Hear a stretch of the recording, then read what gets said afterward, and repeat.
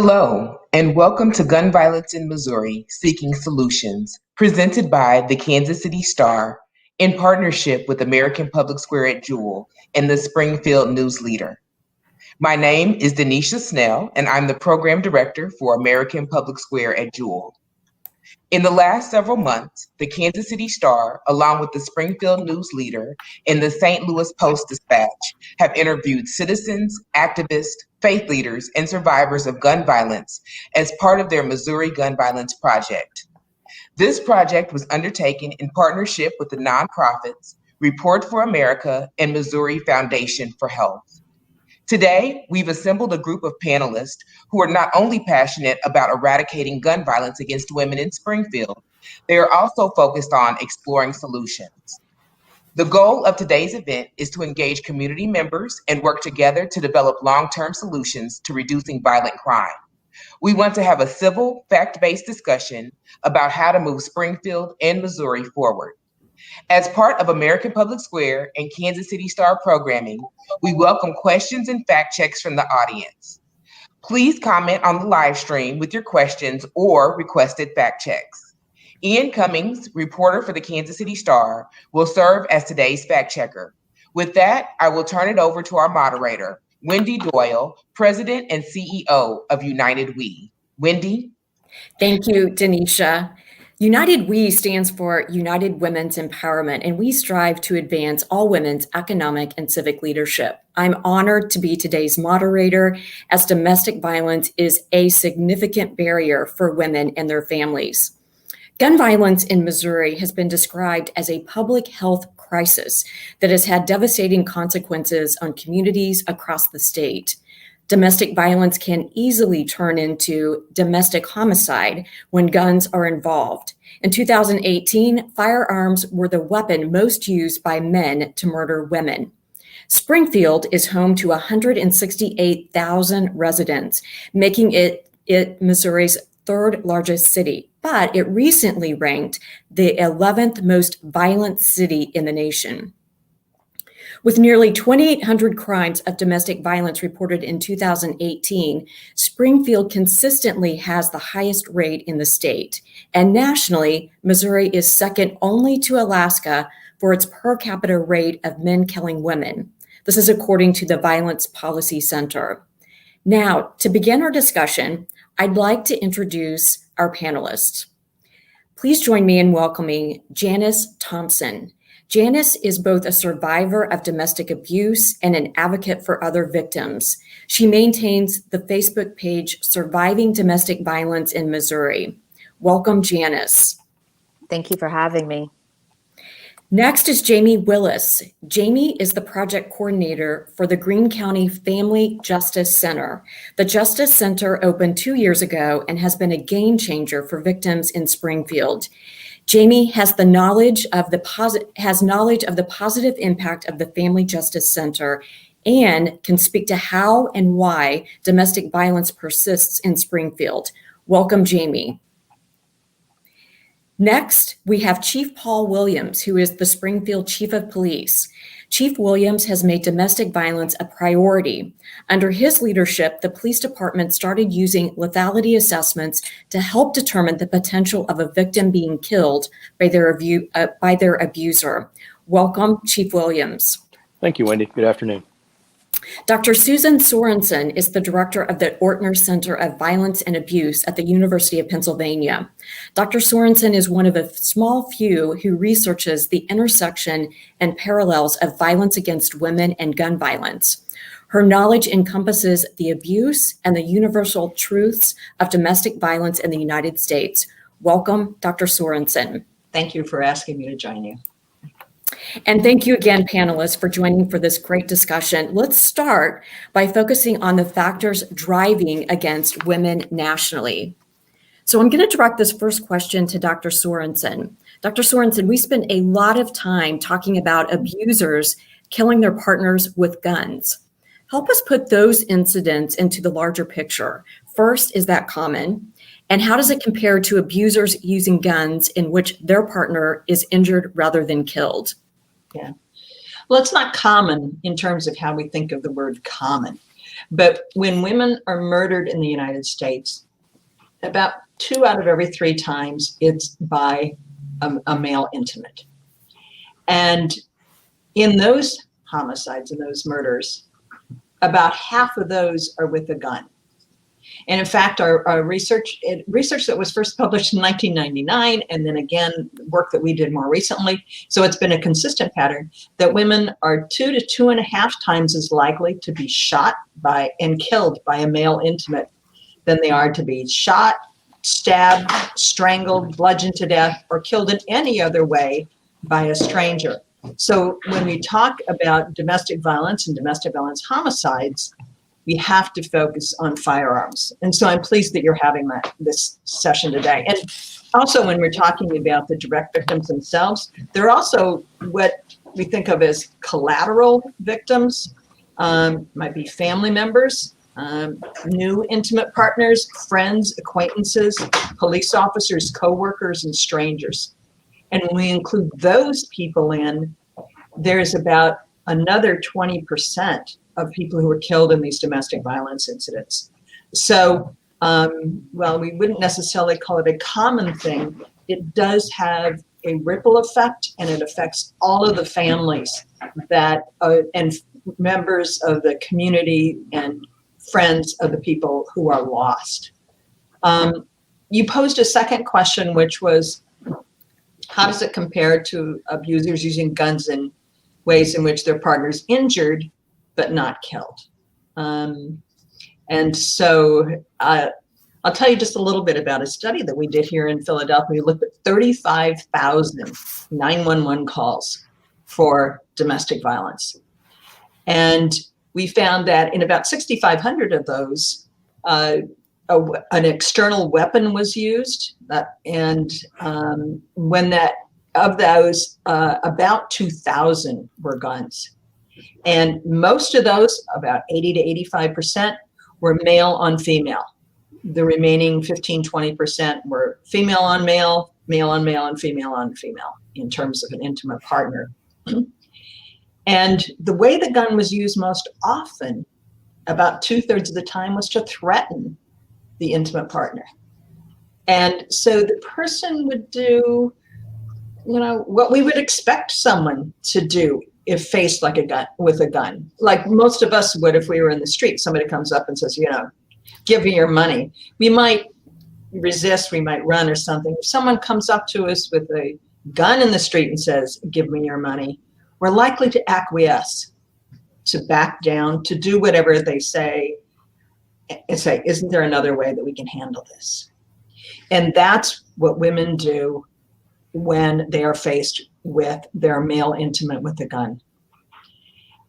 Isn't there another way we can handle this? Can we do this? And so gun use can facilitate chronic abuse, and it changes the nature of the relationship in the home, because then everybody's living in sort of the constant terror, in the fear of what could happen, because guns can be used to quickly and very effectively and efficiently kill someone.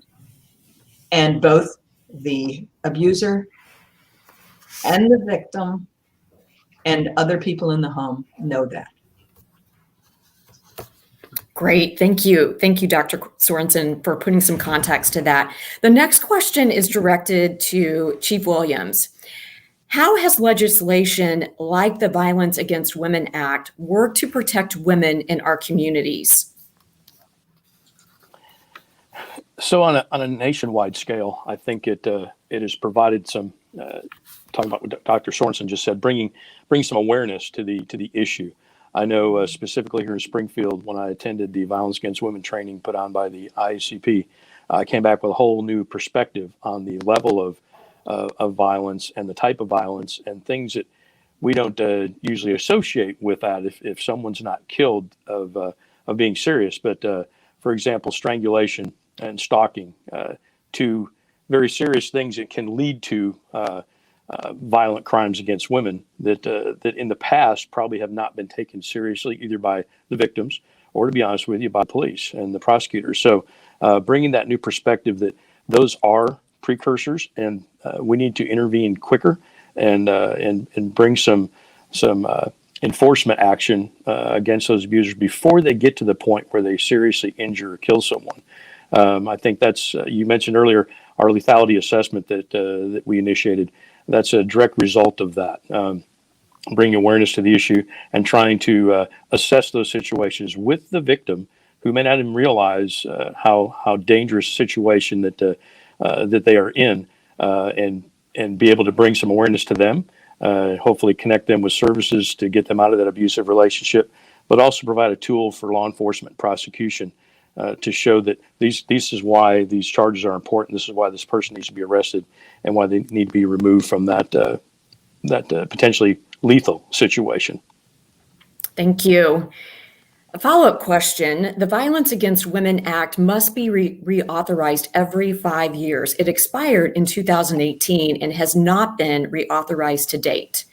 Dr. Sorensen, in your opinion, what has obstructed the reauthorization that could limit abusers from having access to guns?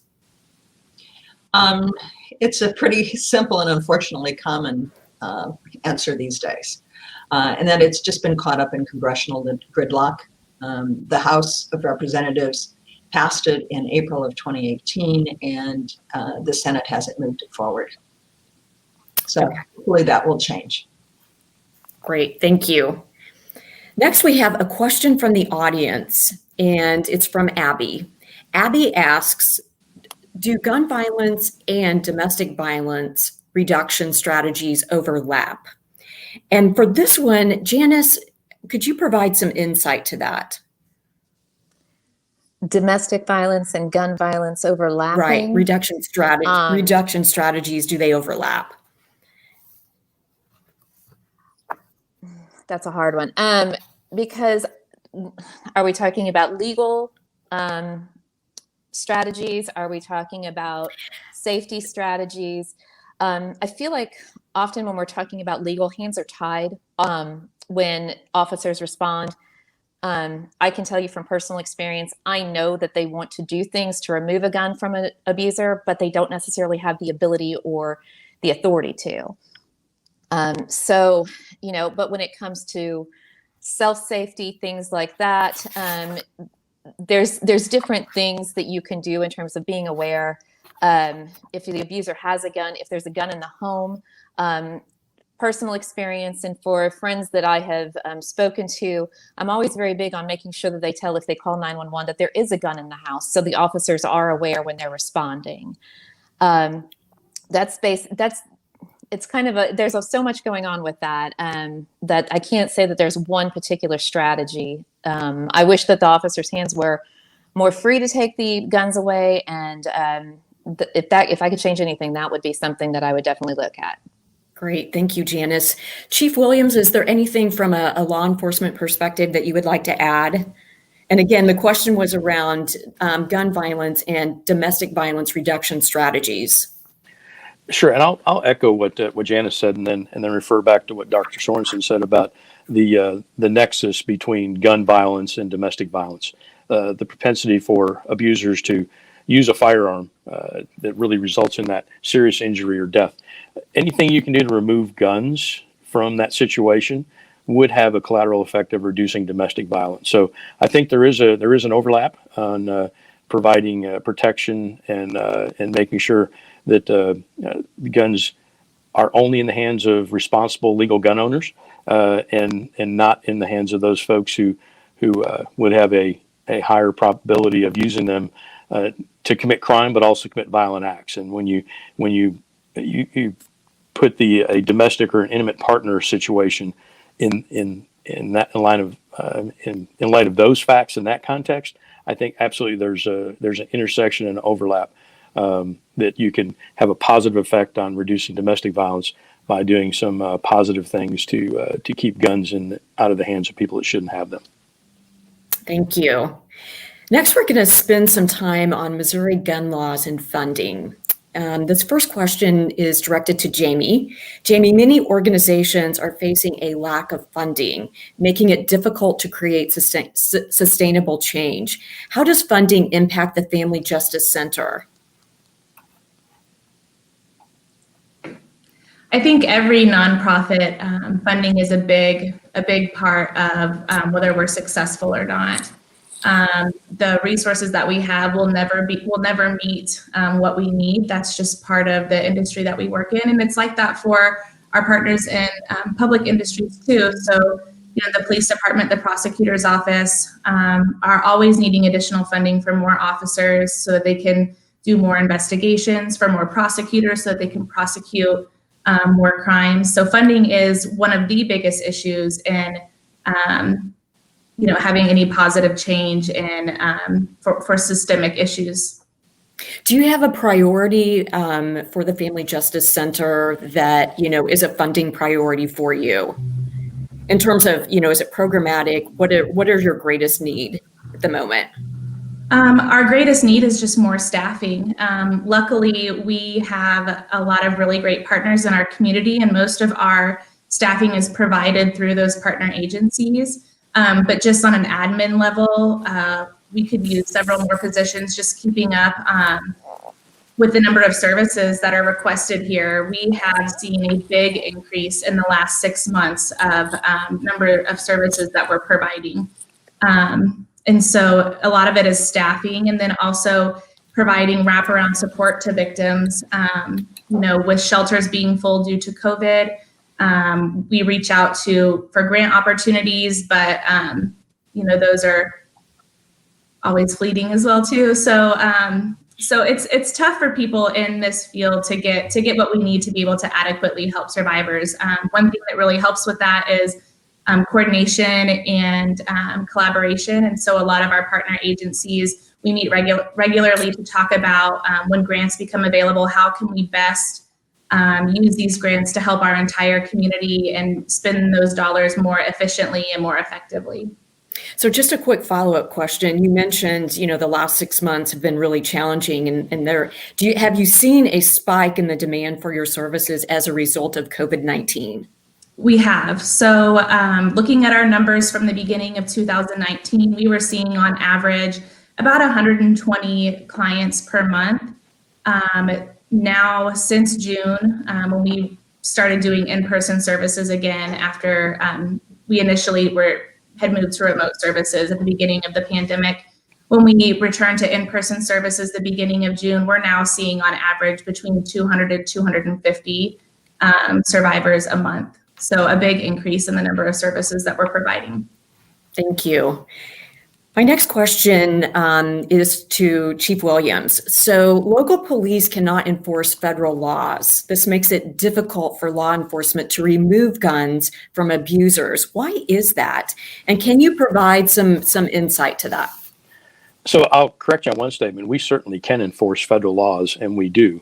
The element comes in the prosecution. If there's presenting those charges, the federal law prohibits domestic violence, those convicted of domestic violence or with outstanding restraining orders from possessing firearms. That's a federal crime. There's no corresponding state statute. So we have to present that through one of our federal partners and get the federal prosecutor to take that case, which is a much more difficult process than making an arrest, presenting the charge on the state or local level. So that I think what was mentioned earlier was that our hands are tied. Yes, it does effectively limit what we can do in those situations where there's a firearm involved. A corresponding state statute and related to gun ownership and gun crimes is always, I think, a good option and something that a lot of states have implemented. We just haven't done that in Missouri. Great. Thank you for the clarification. So we have another question from the audience, and it's from Jean. And Jean asks, what can be done to ensure that guns are surrendered when a person is convicted of a domestic violence felony? How can judges be compelled to order that guns be surrendered? Chief Williams, your thoughts here? So the key point is what you just mentioned. That's on the judge to make it a condition of the conviction, and then it would fall potentially to local law enforcement to ensure that happens. Voluntarily surrendering as part of a condition of a conviction it would certainly be the preferable option. Having to seek, for example, a search warrant to go seek and find a firearm after a conviction to comply with the judicial order certainly creates a whole host of other issues that could put people at risk. So mandating that as part of the court finding, I think, is the preferable option. Dr. Sorensen, do you have anything to add? Yes, if people are interested in the laws that are in Missouri and they're not really sure, I'll suggest a resource, and that's the Giffords Law Center. And they list out all of the gun laws by state and such, and they actually have a specific section on domestic violence and firearms in Missouri, and it lays out what Missouri doesn't do that the federal laws do. So that would be a good point of intervention for action, Great. as you were talking earlier. We do have another question from the audience, and it is, why is the Missouri legislature so reluctant to disarm domestic abusers? Bills that would mirror federal laws can never make it out of committees or committee hearings. So, Dr. Sorensen, you were just speaking about a resource, but anything to add to what you're observing from Missouri's perspective? Yeah, that's a little bit of a challenge for me to answer because I'm not from Missouri. I don't live in Missouri. And so you all might be better to address something like that. But in general, and I don't know how much that applies to Missouri, so please weigh in here. But there's just a hesitance. They feel like it's sometimes legislatures can have the sense that if they put something in place, then it's going to restrict people's ability to hunt, mostly men's abilities to hunt, and to engage in sort of pastimes like target shooting or things like that they want to do. And consistently, these laws around domestic violence and gun restrictions have been upheld by the U.S. Supreme Court on the federal level. So it's, I think, just sort of a sense of willingness to tackle the issue, and also to value, if I can go out a bit here, women's lives, and what it's like for women to live with an abuser with a gun. So, that's my sense in general. Specific to Missouri, I'm not so sure, and I think that one of you all might be better equipped to answer that than I. I would like to hear from Chief Williams, Jamie, Janice, any perspective from your points of view. So Wendy, I'll start and say, Missouri is a pro-gun, pro-Second Amendment gun rights predominant state, and as evidenced by, in 2016, we changed what, in my opinion, was a very well crafted, very well intentioned, very well utilized law regarding carrying concealed weapons, which required background check and permitting and training and education, and we tossed that out and went with what has been commonly referred to as constitutional carry, meaning that anyone can carry a concealed weapon without a permit, without training, without education, without a background check. So I think that's gives you a feel for how the residents of Missouri feel. And then I'll add, our legislature is they're a byproduct of the people they represent, as they should be. And I think what I've seen over the last 5 or 6 years is a take that what we're talking about is a big city problem. So Kansas City, St. Louis, Springfield, Columbia, you guys need to deal with that, but don't impose something on the rest of Missouri. The other 110 counties, a lot of rural communities that we don't need to have that restriction placed on us. Deal with it on your level. That's my take. Thank you. Jamie, Janice, anything to contribute? I will jump in here because this is a big one I'm passionate about. We have this idea, and I know that this is not just local, but we have this idea, and I see it on forums a lot, where we women or we victims are dramatic, we're looking too hard into something, we're vindictive, we're exaggerating, all that kind of stuff, that when we say, listen, he's got a gun, I'm scared, they're threatening with it, that we dismiss that, where often victims are really good at minimizing, and we don't often recognize how bad our situation is, which is why when they did bring in the lethality assessment, it brought so much of that forward. Because initially, if you had said, would your abuser kill you? Most of our responses would be like, oh, well, no, they would never do that.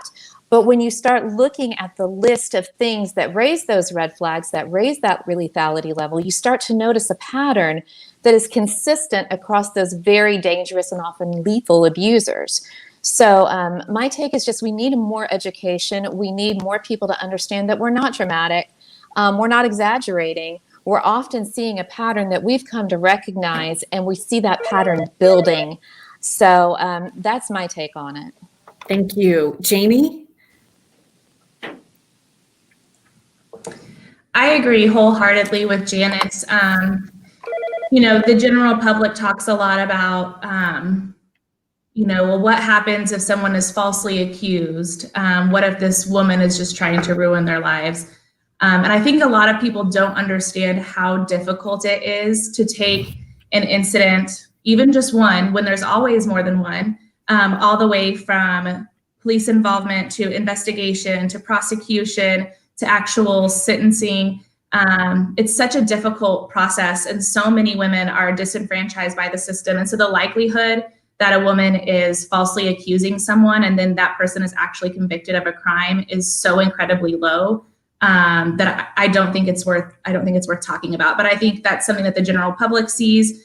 And domestic violence is a very hidden issue. Women that are survivors of domestic violence a lot of times try to keep that private. Their abuser definitely does.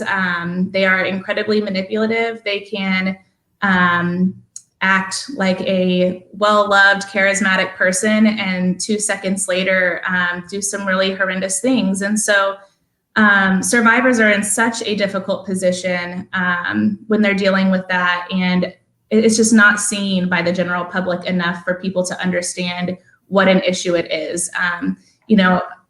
1 in 4 women being victims at some point in time of intimate partner violence. That means I don't know how many people are watching right now, but there are definitely people who have been victims. Anyone who's watching, I guarantee, knows someone that has been a victim of intimate partner violence. They just don't know it.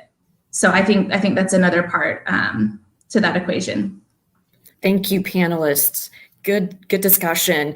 We're going to move on now to identifying some root causes of domestic violence in Springfield. So the first question is, domestic violence is a longstanding issue there in Springfield. What in Springfield's history do you think has led to this moment? And we really like to hear from our panelists there that are in Springfield. So Chief Williams, I'm going to start with you and then turn to Janice, then Jamie. So probably not surprising and probably reflective of other places in the country, but we have a high level of poverty, we have a high level of drug abuse, and then you couple those two things with a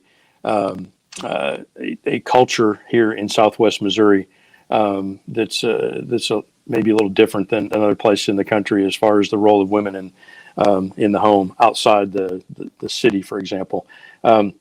You put those two things together, or those three things together, and I think that increases the probability of domestic violence occurring. And then, if there's one positive thing from that, and I noticed earlier talked about the high rate of instance of domestic violence here in Springfield.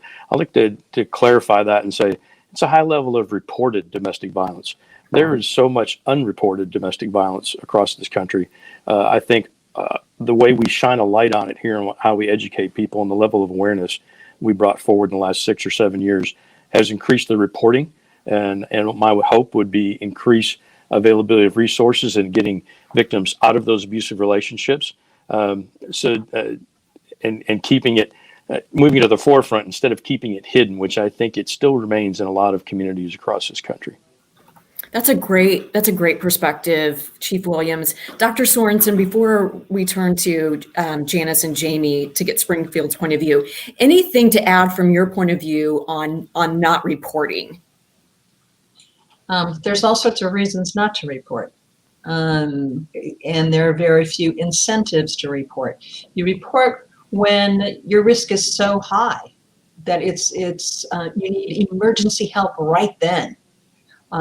Or you're just exhausted all of your other resources. And so, contrary to some of the things the other presenters were saying, victims they're not being dramatic.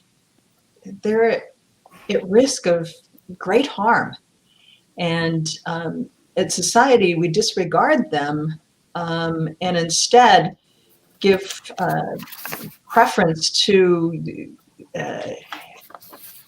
their abuser's right to have a gun over their right to be able to be safe in their very own home is really troubling. And I want to circle back to one of the things people said is that it sometimes gets cast in gun violence as an issue of rural and urban, or this class versus that class, or this group and that group, all that sort of stuff.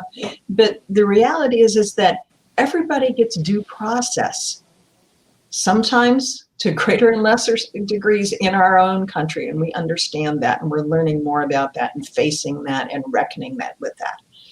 But it's the people who have gone through and had due process in which, of our entire system, that the courts have adjudicated shouldn't have a gun. Those are the people we're talking about. We're not talking about these broad swaths of things.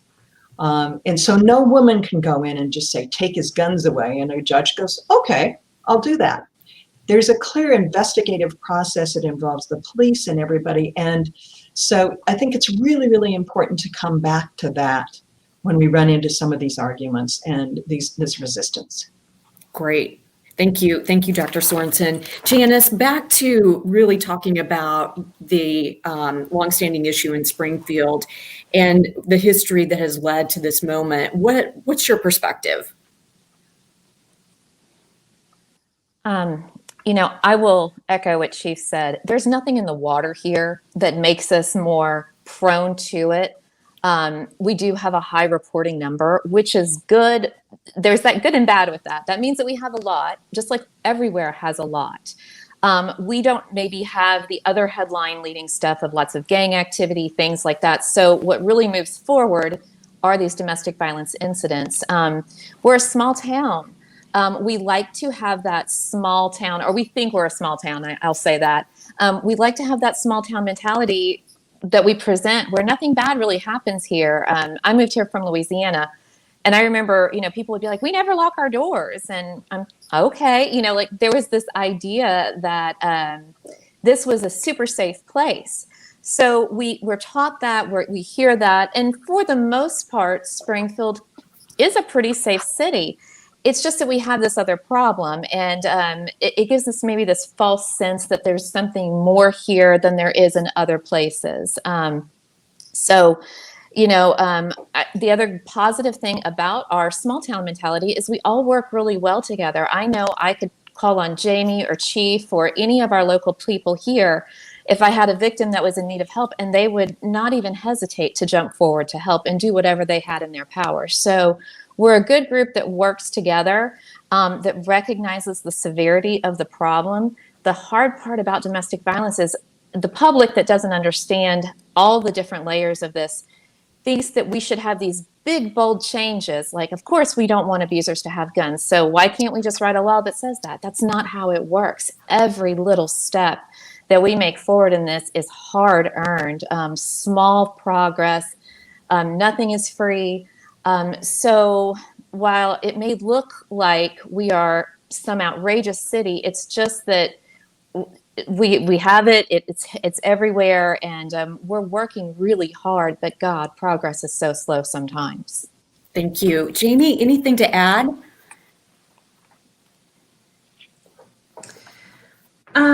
Domestic violence happens across all socioeconomic statuses. It happens to, a lot of the things that we talk about, like poverty, drug and alcohol use, those things are risk factors for domestic violence. But more importantly, they make it more difficult to get the assistance that they need to get out of that situation. So people that are in poverty have a harder time leaving a domestic violence situation. A lot of survivors cope using drugs and alcohol, and who can blame them for that? But whenever it comes to getting out of that situation, that can make it more difficult. And so our community has worked really, really hard on making help more accessible. That's the reason that the Family Justice Center is here, putting 9 different agencies in one place. Our board of directors is made up of the heads of all of those agencies, and they meet monthly to discuss not just the Family Justice Center, but what other ways can we as a community better provide support to survivors. We talk about legislative changes and, ways that we can, really share with our legislators what we need here. So, I think our community does a lot of things really, really well. Domestic violence is an issue here. It has been, it will continue to be for a long time because, it's not just one thing that affects rates of domestic violence. And so, it's such a complicated question that it takes everyone working together. So I have one follow-up question about Springfield. And was there a moment in time when you started to see, the rise in reporting? And, perhaps a theory that could be tested is that, with your collaboration and the support systems that you have developed there in Springfield, that could have, created a safe environment for people to come forward and report. So that could be one theory that's tested. But really just would love, a perspective. Is there any moment in time when you really started to see the rise? Chief Williams, any thoughts? Sure. So I'll start.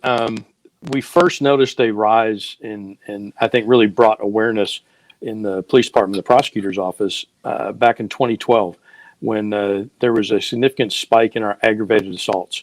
And I had my crime analysis unit research that. And what we discovered was about 52% of all aggravated assaults were attributed to domestic violence. So we're talking serious assaults, not a simple assault, not potentially using a weapon, not resulting in a homicide. And that, when we look back over the previous 3 or 4 years, that number had grown exponentially over that period. And then it's grown since then. So I think that was kind of a moment in time when we need to do something about it. We pulled together Family Violence Task Force, actually working with the prosecutor's office. We ironically reconvened this group yesterday, the Domestic Violence Enforcement Team, really working with prosecutor's office from law enforcement side to flag those cases and those individuals that really need to be prosecuted at an earlier stage, preventing it from being more serious. So I think 2012 and then all the things we've done since then, we talked about lethality assessment. We created the Family Justice Center. I got to thank the citizens of Springfield for passing a tax a couple years ago that allowed me to create an entire domestic violence unit. I have a sergeant and corporal and 6 investigators now that investigate nothing but the 2,800 domestic violence cases that we see. And I think it's led to an increase in prosecution, an increase in getting abusers off the streets, an increase of victims being removed from those situations. And I think the community sees that, certainly speaks to our level of reporting.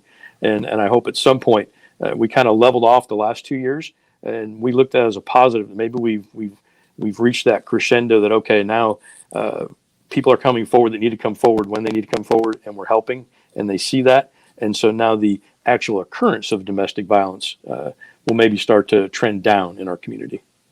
Thank you. Dr. Sorensen, you have talked about domestic violence being a generational issue. Can we talk more about what that means? Yeah, I've talked about domestic violence in a broad sense being a gender and generational issue. Because domestic violence in its broadest term means, any violence that occurs in the home. That's the way that law enforcement defines it. And that can include abuse of children and abuse of elders. And when we look at the intimate partner violence part, the part in the that's not just in the midlife, but also that can continue on to older ages. And that's a question I'll just toss out there of when does a spouse abusing a spouse go from being intimate partner violence to being elder abuse? Because a lot of elder abuse is spouse abuse grown old. Okay. But anyway, back to when we look at that age group of adults that we often think of with intimate partner violence, it's mostly a gender issue, not so much a generational issue like those other two are, but it's a gender issue where it is male on female in terms of the most extreme of the violence. There is, of course, women can be violent towards men. But that's often in a situational sort of thing, as opposed to an issue of trying to coerce and to control. And so it's different in that way. I hope that's helpful. It's very helpful. Thank you. So this is a question directed to Jamie. Jamie, when survivors arrive at the Family Justice Center, how does your organization deal with a survivor who may not be comfortable talking to law enforcement? So first, anytime a survivor shows up, they could be at any point in their process. So maybe they're just starting to question that maybe power and control have become an issue in their relationship, and they just want some information. It can span from that, and maybe they plan to go home to that partner and just want a safety plan, how to stay safe in case any of those issues come up, all the way to a near fatal domestic assault. Sometimes survivors have had a recent incident that they want to report. Sometimes they have had a recent incident that they don't feel comfortable reporting. And we are all about survivors making their own decisions on what they feel like is best for their situation. So we're happy to provide information. If they would like to report that crime, the domestic violence unit is here, and we can take that report and help them through that all the way through prosecution. But if that's not something that they're ready for, they will never be pressured to do so. All of our services are confidential. And so law enforcement will not even know that they're in the building unless that's something that they have given us written consent for. Jamie, Janice, do you have anything to just add from a victim's perspective? In terms of just what, in terms of feeling comfortable talking to law enforcement, reporting, anything to add? Back when I first started experiencing this, that was back in 2003, they weren't so trauma informed. Now I am seeing a lot more positive response and understanding that when a police officer comes into the situation, sometimes we get really anxious because often our abuser is telling us things like, they're going to think you're crazy. I'm going to have the kids taken from you. You can't afford to support this family on your own.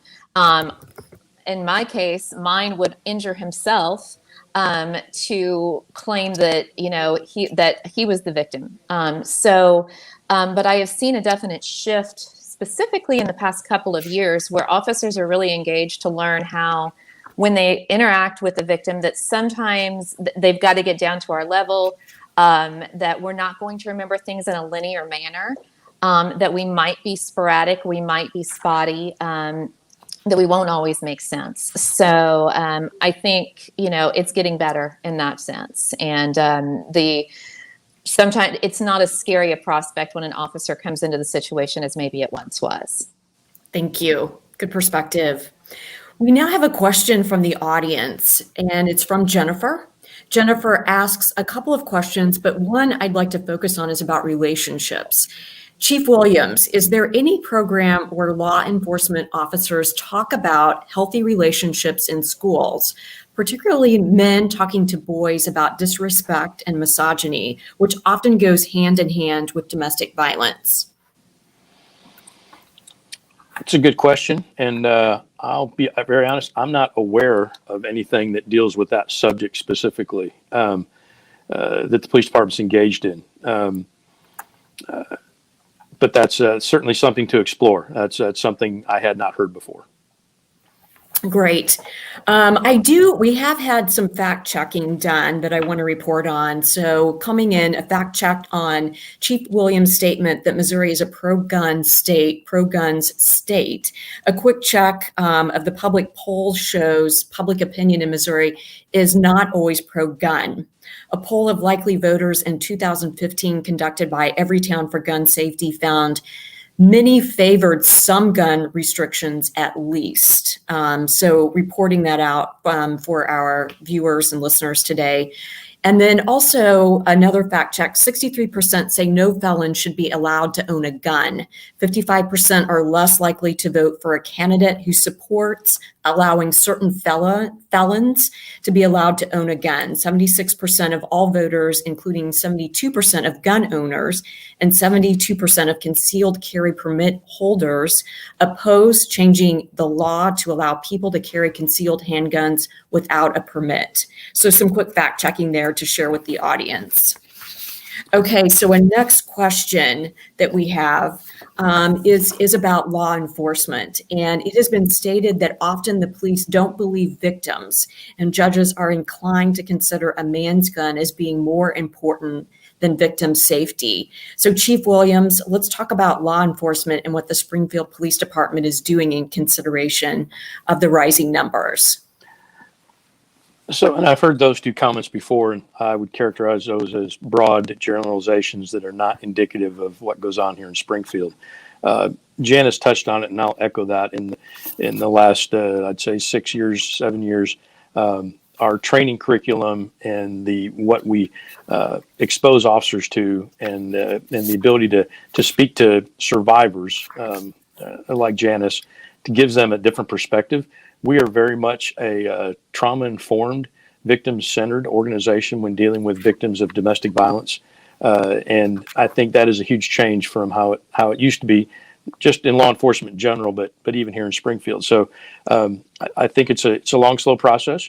To educate officers and some who haven't been exposed to that before, to get them to change their mindset and their interaction with people, but also to educate our citizens, members of the community, that this is what to expect when you interact with a law enforcement officer, and it's not what you've heard in those broad general statements about this is how the cops are going to be.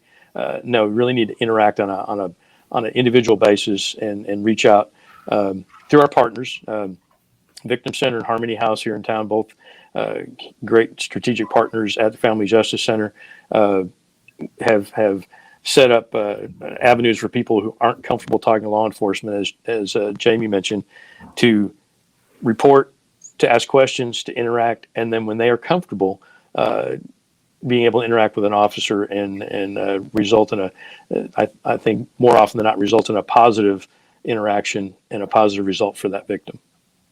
Thank you. We're going to spend our last few minutes getting final thoughts from our panelists and really talking about some immediate next steps that can be taken to reduce domestic violence with the use of guns against women.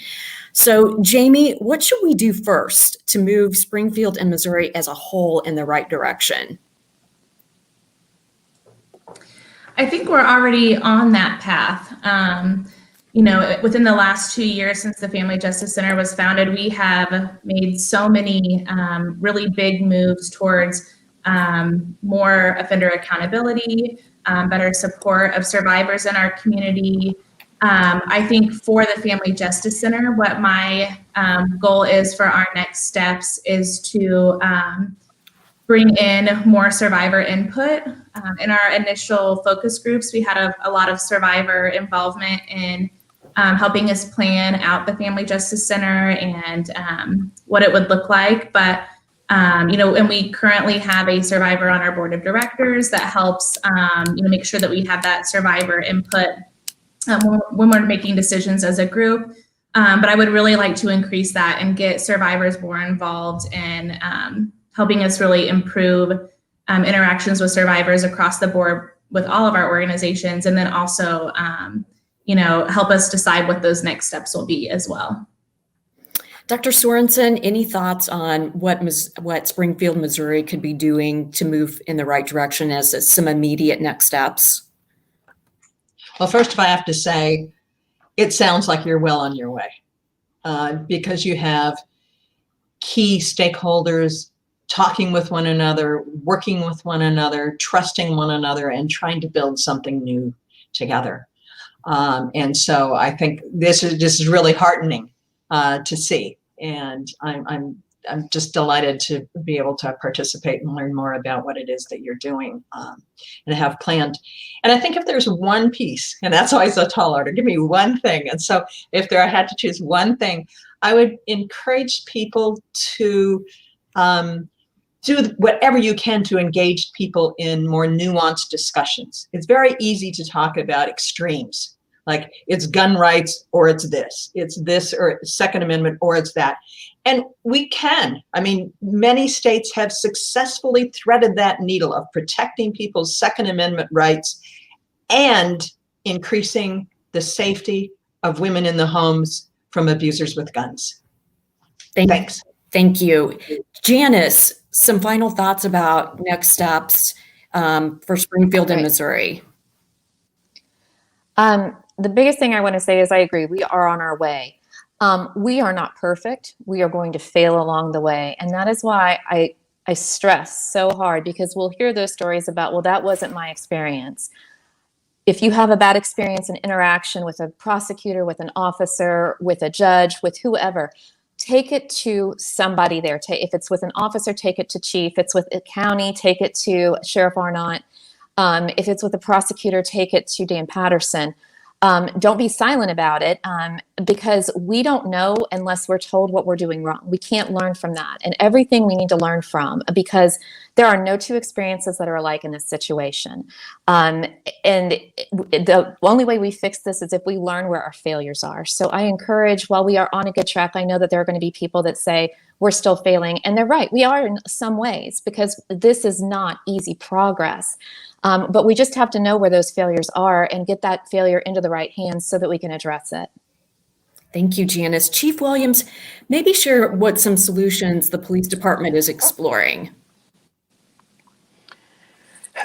So, and I've mentioned a couple of those. You know, our Springfield and Greene County is known as a community of communication and collaboration and cooperation. I mean, we really work together, and the Family Justice Center is a perfect example of that. So, increasing our enforcement efforts and working with the prosecutor, as I said, we just recently reconvened, and we're going to redouble those efforts. But I think the biggest thing, and we can talk about, I appreciate Dr. Sorensen's comments about threading the needle on gun violence and how it impacts domestic violence. I think it's absolutely something to consider. But I think the one thing, if I could get people across the community to do, is realize it's everyone's problem.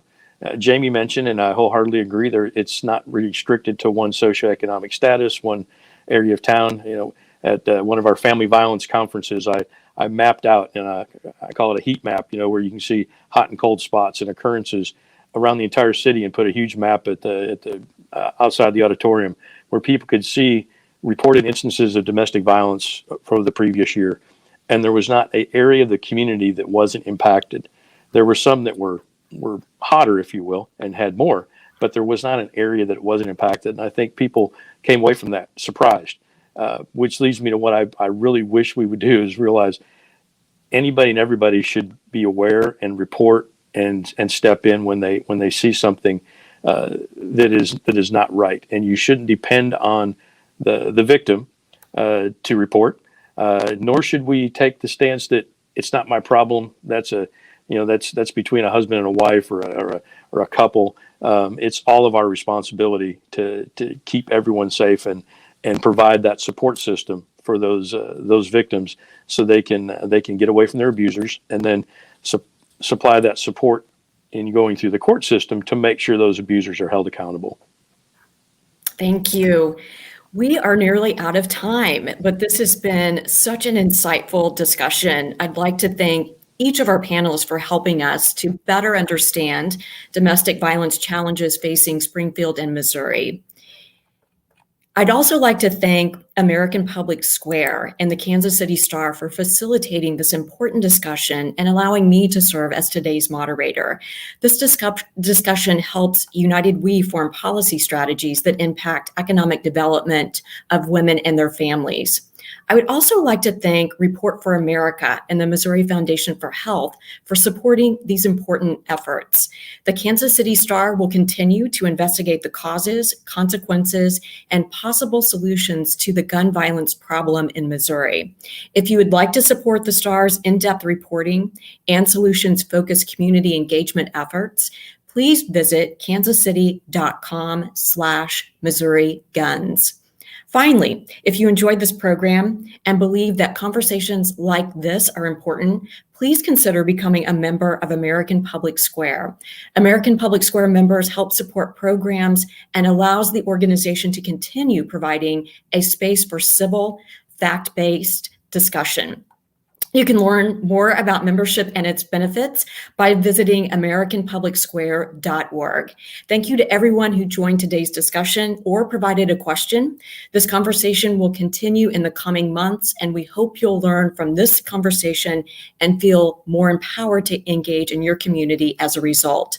Thank you and have a good afternoon.